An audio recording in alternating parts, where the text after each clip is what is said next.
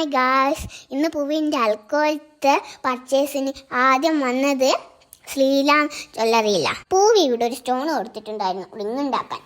അത് വാങ്ങലാണ് ആദ്യത്തെ കടമ്പ. ഗായ്സ് നോക്കൂ, ഇവിടെ നല്ല കളക്ഷൻസ് ഉണ്ട്. വിഗ്രഹം ചെറുതാണെങ്കിലും പ്രസിദ്ധ വലുതാ. അത് കഴിഞ്ഞ് എൻ്റെ അമ്മേൻ്റെയും ഒന്നൊന്നര ഗോഷ്ടി അവർ സഹിക്കേണ്ട വന്നു. ഇങ്ങനെ മിറർ വെക്കുന്ന ഒരു ഷോപ്പുകാർക്ക് മാത്രം സഹിക്കേണ്ടി വരുന്ന ഒരവസ്ഥ. പൂവിൻ്റെ റിങ്ങിട്ട് കൊടുത്ത പൗച്ചും പൂസും അത് ഞാൻ കൈക്കലാക്കി. അതിനോടുള്ള ആർക്കാന്തം കണ്ടിട്ടാണോ എന്തോ അവർ എനിക്ക് ഒന്നും കൂടി തന്നു. അത് കഴിഞ്ഞ് ഇറങ്ങിയത് ഒന്നൊന്നര അൽക്കോലത്ത് വാങ്ങാനാണ്.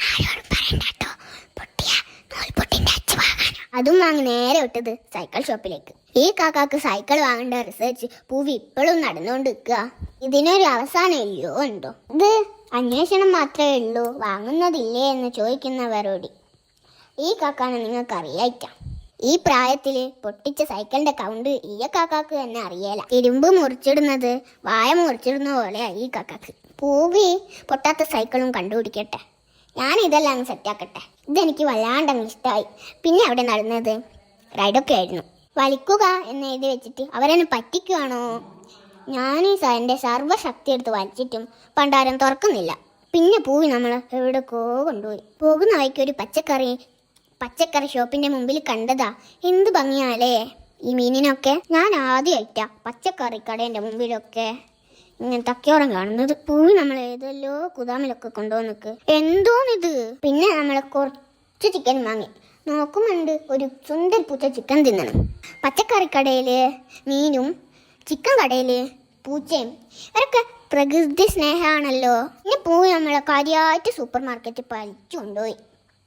പിന്നെ നിങ്ങൾക്ക് കേൾക്കണോ ഗായ്സ്? അവിടെ എത്തിയപ്പം പൂവി ചോദിക്കുകയാണ്, എന്തിനാ ഞാനിവിടെ ഇപ്പം വന്ന് എങ്ങനെ ഇരിക്കണം? ഈ പൂവി എപ്പോ ഇങ്ങനെയാ, അരപ്പിന് ലൂസാ.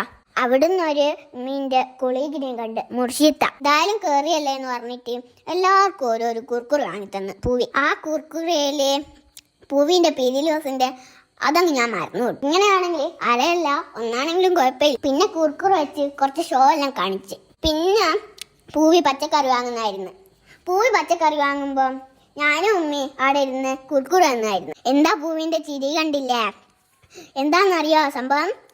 അത് ആട്ട കടക്കാരൻ ഉമ്മീനെ കുറ്റം പറഞ്ഞതാ. പിന്നെ നോക്കുമ്പോൾ ഓല് രണ്ടാണ് കുടുംബശ്രീയായി. ഉമ്മിക്ക് എന്ത് പച്ചക്കറിയെന്ന് കുർക്കുറേൻ തിന്ന് ലിപ്സ്റ്റിക് ഇട്ട് നടന്നാ പോരെന്ന് പാവം ഉമ്മി. പിന്നെ റംബൂട്ടാൻ വാങ്ങാൻ നിന്ന്.